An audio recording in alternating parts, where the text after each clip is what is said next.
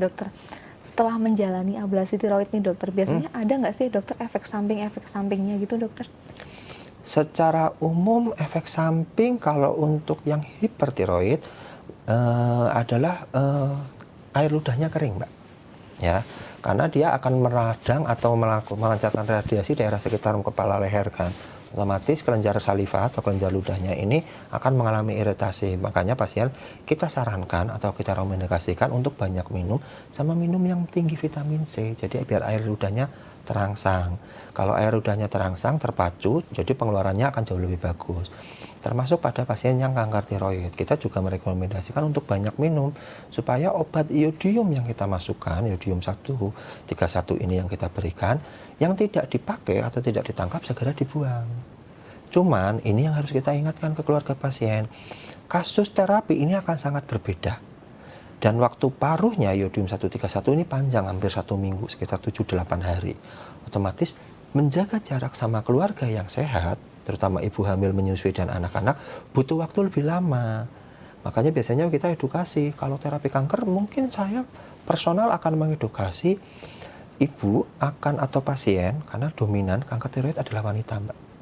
Ya, jadi mayoritas kanker tiroid adalah wanita. Pasien ini kita edukasi untuk menjaga jarak dari keluarga yang lain selama kurang lebih 2 minggu. Termasuk alat makannya juga bisa. Cuci pakaiannya sendiri. Kenapa? Kan keluar lewat buang air kecil sama buang air besar. Kita nggak bisa jamin, mohon maaf ya, Tribuners, bahwa saat pasien ini pipis, dia nggak akan nempel di celana dalam. Kasihan nanti yang mencucinya.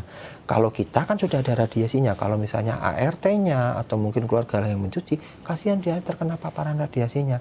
Dan ingat, ini adalah terapi, punya efek merusak, tidak seperti diagnostik.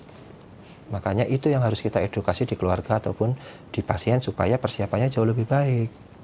Baik dokter, jadi alat makan, baju-bajunya itu juga harus dipisahkan juga. Betul. Ya dok ya? Jadi biasanya kita edukasi pasien ini untuk melakukan aktivitasnya sendiri, termasuk cuci baju dan alat makan. Jadi alat makannya saja ya Mbak ya yang dipisah, nggak harus makannya dipisah. Tapi kalau bisa dipisah lebih bagus, karena kan dia akan yang tidak termanfaatkan akan keluar juga sedikit lewat air ludah, walaupun mayoritas buang air kecil, buang air besar.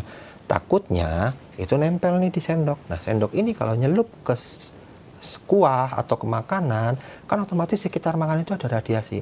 Nah, dosis kecil saja, anggaplah yang dosis 10 milikur itu bisa mematikan tiroid normal.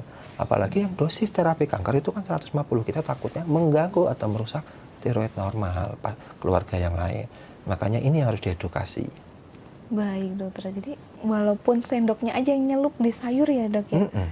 Itu bisa juga memancarkan radiasi. Bisa memancarkan radiasi, karena dia secara fisiologis akan keluar ke saluran kencing, buang air besar sama kelenjar saliva. Makanya itu penting. Dan biasanya pasien kita minta untuk jaga jarak. Jadi kalau kerja saya gimana dok? Boleh nggak? Boleh.